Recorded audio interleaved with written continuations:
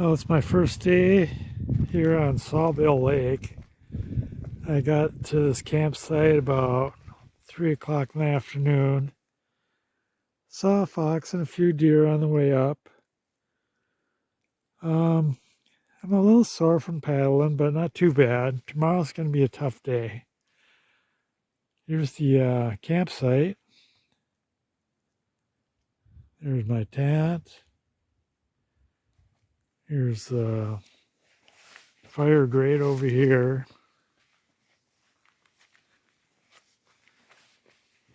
Beautiful day. Cool air and warm sun. I kind of hopscotched along with a couple girls that I met at the entry point. I got out ahead of them, and then as I was setting up camp, they paddled by. Then I went and checked on the portage that I'll do tomorrow. Tomorrow will be kind of a tough day, but I saw them again there. They had a pretty cute dog. This is my canoe. It's a Winona Prism. I call it the Tranquilizer.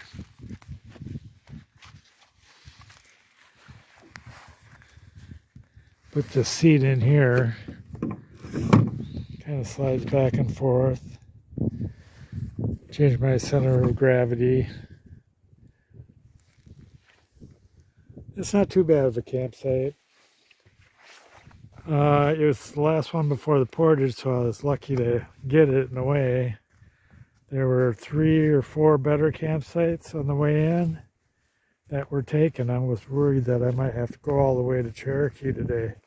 I'm glad I didn't. I don't think my back could take it. Anyway, tomorrow I'll try to take some travel video. I've got a action camera, but it doesn't have a phone or a microphone. So maybe I'll just narrate over the video when I get home. Okay, that's all I got to say. We'll see you in the morning.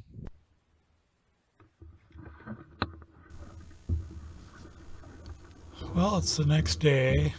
I'm narrating now, and whenever I'm using my action camera, I'll be narrating over it.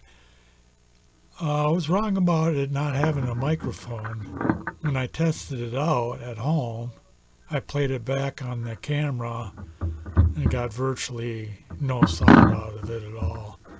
I mean, you could hear something, but I mean, nothing of any consequence. But when I play it back on the computer, it seems to be fine. Of course, I won't be talking while I'm tripping because, well, I didn't think the microphone worked. And, there isn't much to say. I kind of in the moment while I'm paddling. As far as politics go, I'll be talking a lot about that. I will define it as the management of human beings. Originally, it was religion. And if you go back far enough, back when we were just hunter-gatherers, I suppose all religion began as a simple awe of the natural world and the world around us.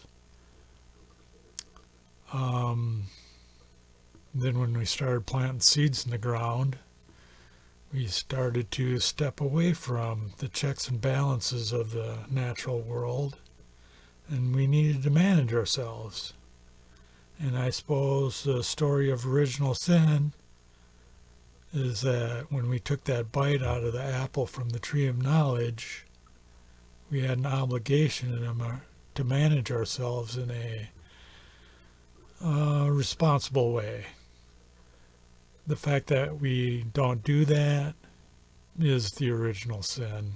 At least that's my view of it. I suppose the story we've all been told about, the story of original sin, is something that's been around long before religion got a hold of it, organized religion anyway, twisted it for its own purposes and stuck it in a book. But organized religions are like the original forms of government.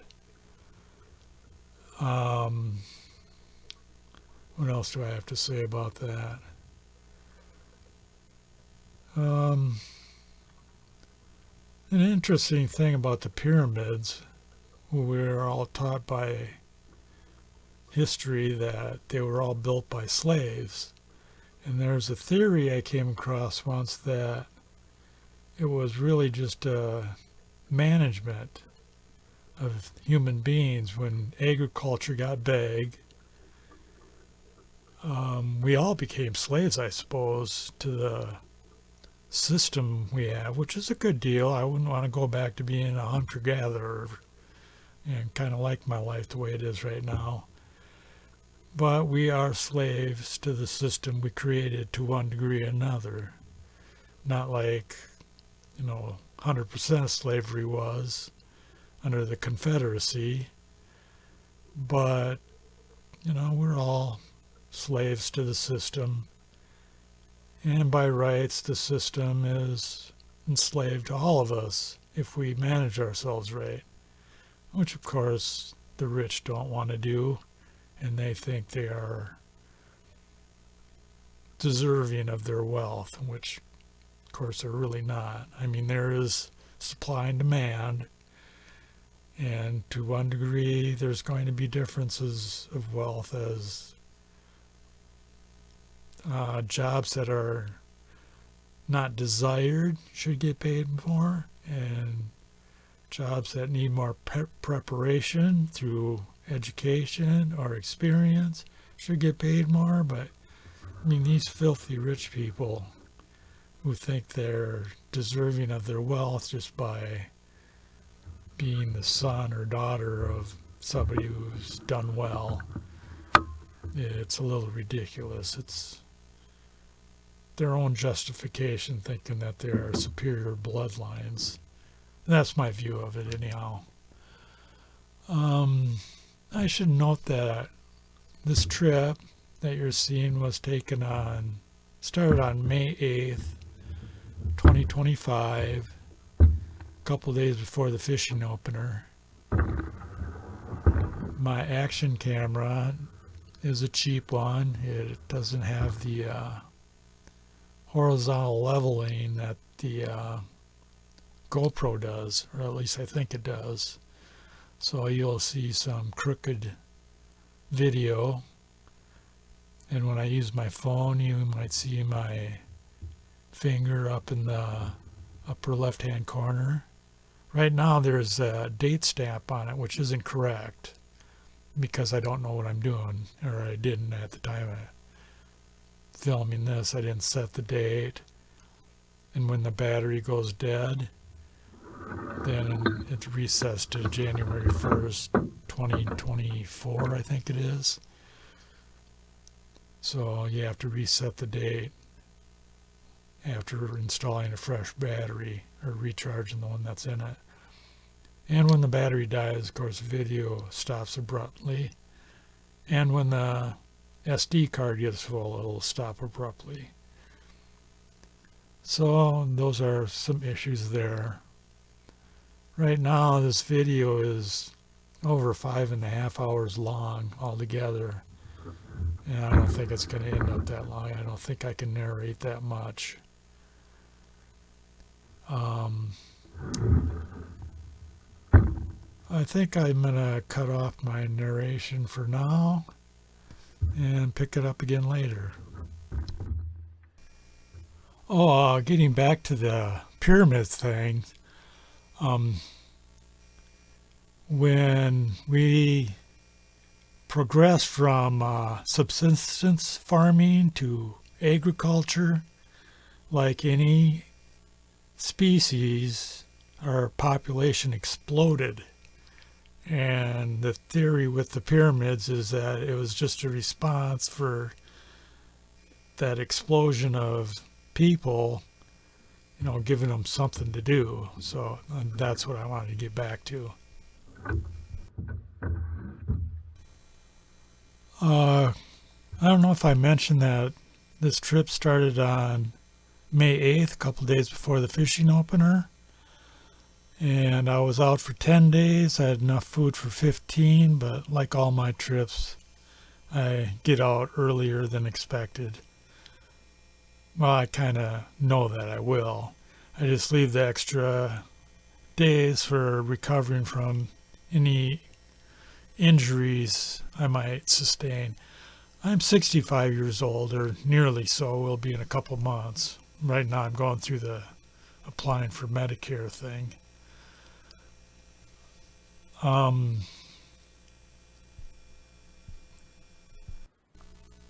if you hear buzzing sounds in the background, it's because I didn't turn down the volume on the speaker on my laptop, which seems to produce it. Or it could be my, what do you call it? My solar system, my charge controller, I think it is. When it diverts energy from charging the batteries to the dump loads, it makes a buzzing sound. So I'll have to remember to. Okay, well, it looks like I'm still getting that buzzing sound. I moved the microphone away from the computer as far as I can. Maybe that will help. I don't know. Anyway, a little more about me. Let's start way back when. I remember as a boy, I was sent to a Catholic school, St. Augustine's. And we had morning mass for an hour before school and an hour of religion during school, and of course, church on Sunday and on holidays. Anyway, in the fourth grade, I remember walking home and I came to the conclusion that a lot of it was just bullshit. I'm sure that's going to be offensive to my more religious family and people I know, but there we are. I was probably 30 years old before I realized that I came to this conclusion not long after my parents' marriage blew apart. Or maybe more accurately, when I realized they were never going to get back together again. But anyway, that veil was lifted. The reason why doesn't really matter, I suppose. Not that my religion doesn't have some good teachings. Certainly the 10 Commandments are good, and the 7 deadly sins are good, which I'll get into later as it concerns our current political situation. By the way, when I mentioned the date, I should have mentioned that it's 2025, in case anybody views this in later years. Well, the first commandment, thou shalt put no other God before me, in my view, the Catholic Church itself breaks that commandment. If you look at it from the awe of the natural world that us hunter-gatherers saw the world as, their God, their religion. And it is in everything, not just life and plants and animals, but also the very rocks. I'll get into a little scientific explanation of that later on. As far as that first commandment goes, well, you know my views on that. Honor thy father and mother. That's a good commandment. It should be respected, but it doesn't make your parents perfect. In fact, if they're abusing alcohol or tobacco or recreational drugs, and there's a whole litany of the sins that people have, your parents aren't perfect if you're a youngster. And what are the odds that you were born into perfect parents anyway? They're probably teaching you how to live in a world that they grew up in, and not necessarily the one that you have to deal with.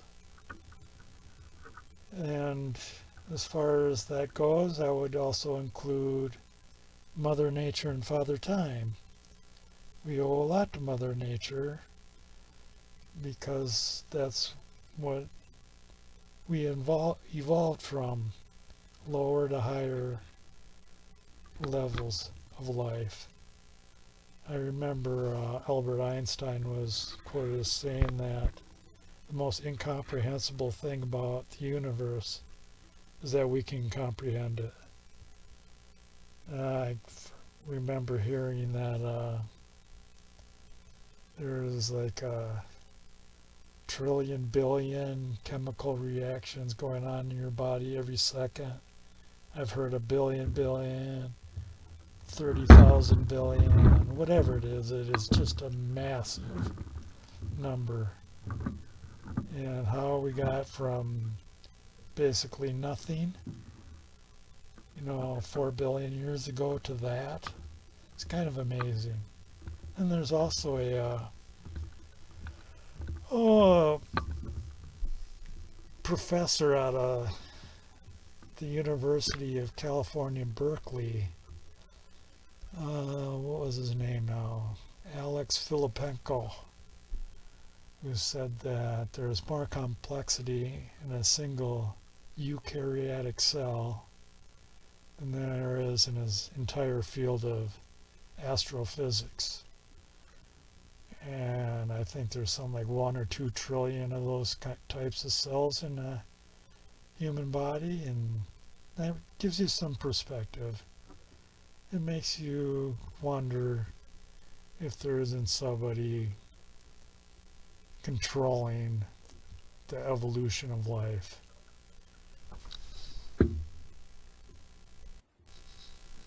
As far as Father Time goes, certainly we owe something to the future generations and the future of the planet.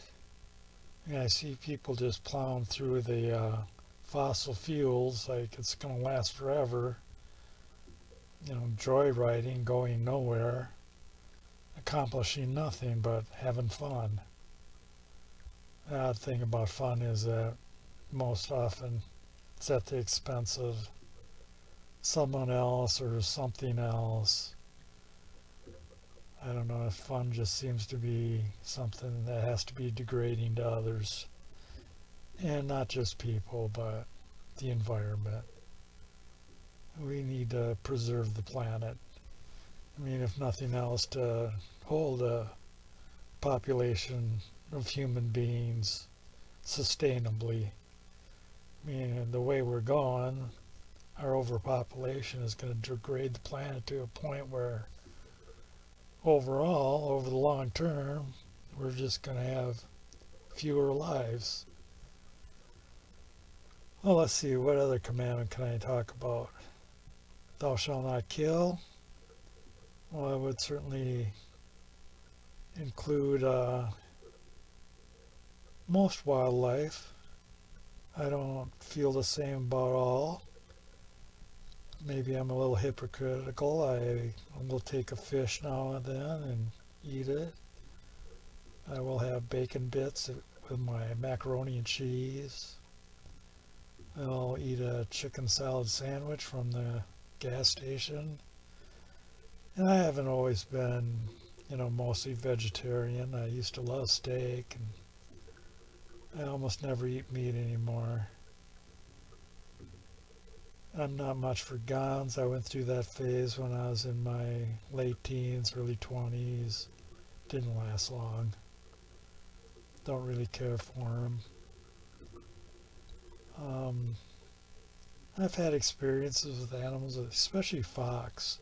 And a couple times where I've been tested by fox, where they run up to you, then run away and see if you give chase. Once was at the cabin here while I was working out in the yard, and it was just coming around looking to get fed. Apparently all the neighbors were feeding it. And I started feeding it too. I got to the point where I was feeding it right out of my hand. And I was still eating meat back then, so it was liking the ham slices I was giving it. I thought I was special, but then I found out everybody was feeding the darn thing. It also happened once when I was in the Boundary Waters. At a campsite, somebody had thrown their grease from their breakfast or fish fry or whatever up on this rock. While setting up camp, it came and tested us, see if we would give chase, and we didn't. It came back and started licking the grease off that rock. It just wanted to see if we were a threat. I've come across wolves that would, at the first sight, he'd take off running like mad, and another one stopped dead in his tracks and just stared at me and for a few seconds to see if I was a threat or not, and then trotted along. That's happened a couple of times. Not very often you come across wolves. I've never seen them in all the weeks I've spent in the Boundary Waters. I've heard them howling out there, but around the cabin here, there used to be a pack up until a couple of years ago. In fact, the last time I heard from that pack was on January 6th. You know that date. Was it 2020? And they had killed a deer on the road and dragged it off in the bush, and they were howling like mad. And that wasn't far from me. But we used to hear the wolves all the time, but all the deer are gone around here, and I think they ate all the beavers off the lake too. Still see rabbits around in my yard. Others claim those are gone too, but I still see them. Anyway, they've moved on. And I guess that's how I feel about the thou shalt not kill. Let's see, then there's the thou shalt not commit adultery, being a child of divorced parents. This one makes me see how much harm it can do to others. At the very least, you shouldn't get caught. I suspected that my dad was cheating on my mom for a long time. In 1 minute, my mom's baking 100 pies for the VFW that my dad managed, and for some sort of fair restaurant thing. And then the next minute, they're fighting like mad. And as I got older, seeing all the divorces and how many of them are caused from that, I kind of figured that that's what happened. And then once my dad passed away, my older siblings confided in me that's what happened. Thou shalt not steal, thou shalt not bear false witness, thou shalt not covet. Maybe I'll make a video of the easement I have on my property here. When I say I'm at the cabin is my home. It's the only property I own. But anyway, there's an easement on it, and I'll cover those last few commandments when I do that at the end of the video, if I remember. I think that's it for the commandments. Then there's the 7 deadly sins, wrath. I am your retribution. I think that qualifies. Lust. Cheating on their spouse. What else is there? Narcissism. I think they call it pride in the 7 deadly sins. Kind of the same thing. I don't really see how anybody can call themselves a Christian and vote for Donald Trump. I don't see how those two things wash. I mean, there is the abortion issue. I would be pro-choice on that, given the population being pro-life, that is just bad management as far as I'm concerned. And I don't think it's natural either that. I mean, the technology to abort a pregnancy is prevalent now where it wasn't in the past. But it is bad management to outlaw that. I mean, even the language. I mean, you look up born in the dictionary, it's defined as coming into existence. It's not conception. When somebody has a miscarriage, you don't see anybody holding funerals for it. I don't know any societies that do that. And that's my view on abortion there. I know a lot of people think it's murder, but I think it's just good management.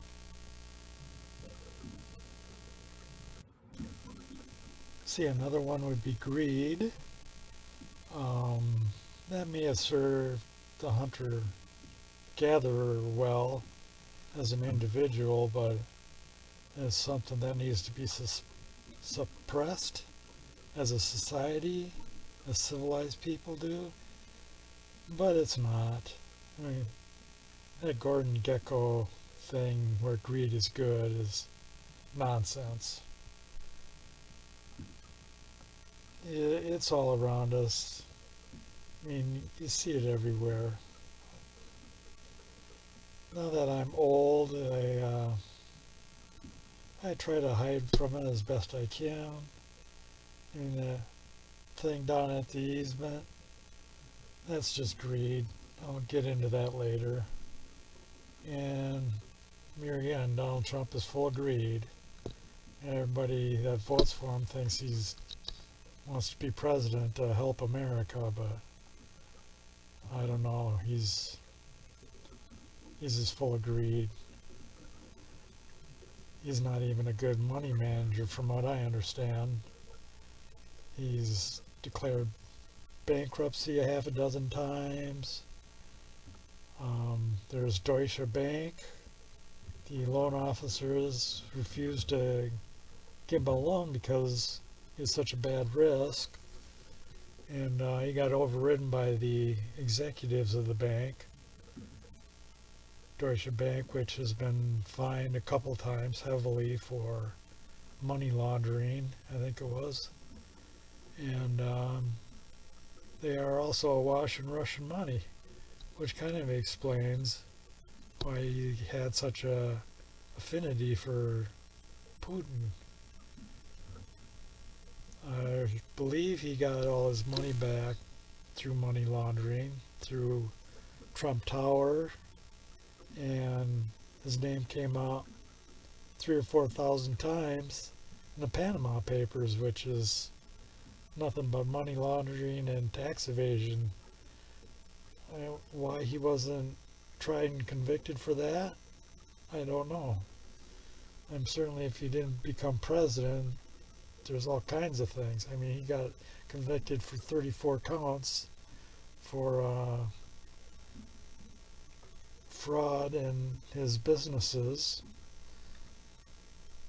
and that was the worst case coming up against him. But now that he's president, he doesn't have to face those charges, and somehow he got the Supreme Court to give him immunity, which is ridiculous. I don't get it. And I looked at the way Nixon won in a landslide, and several months later, when it came out that he had covered up a third-rate burglary, the whole country turned on him. But with Trump, everybody, they're just so brainwashed. They just can't see it. I don't know. I know maybe it's they long for a time when America was the manufacturer to the world. After World War II, all the manufacturing countries were devastated except the United States. And that wasn't going to last forever. Like I like to say, it's easier to follow a path through the woods and it is to cut one. The rest of the world is going to catch up. And when they did, our labor wasn't as valuable as it once was. I had a friend when I was younger named Brian that said all he wanted was to do as well as his dad did, but here again, that world doesn't exist anymore. I mean, even before World War II, the United States was a behemoth, mostly because of the way our government was managed. But the rest of the world started managing the way we did, and we weren't the best at it. There could be improvements, and I'll try and get into that when I talk a little more about economics, but trying to go back to a world that existed years ago seems a little ridiculous. I think Mark Twain said that history doesn't necessarily repeat itself, but it does rhyme. That's all the commandments and deadly sins that I can think of right now. So I will stop recording for now and start another day.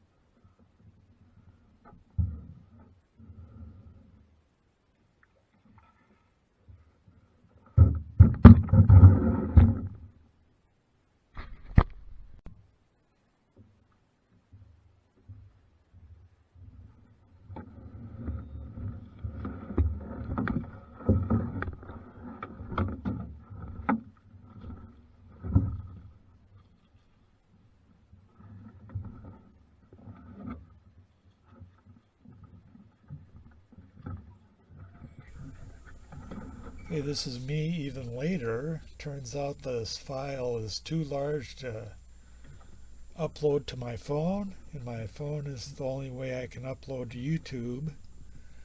So I'm going to have to redo it and break it up into episodes. And I did notice that I didn't mention one thing about abortion. It seems that 20 years after Roe versus Wade, the crime rates plummeted, and there are those who think this is due to Roe versus Wade. People having abortions who couldn't afford children, people who did not want children, didn't have to have them. So that burden was lifted from society as a whole. At least that's the theory. I mean, there's no way to prove that for sure, but it's a pretty good assumption that that's what happened.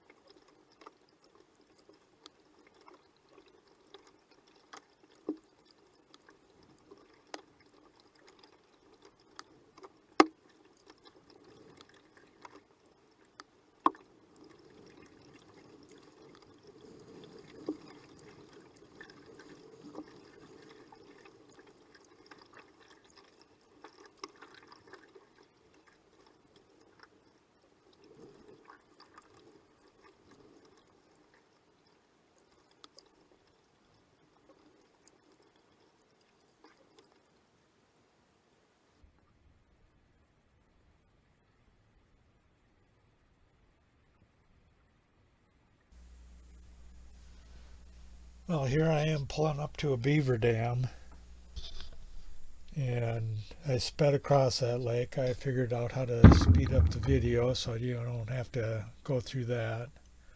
There's a one rod portage here around this, which I decided not to take. One rod is about the length of a canoe, so I just pulled it up and over. And then I'll be going down Ada Creek, and I'll try to speed through that too.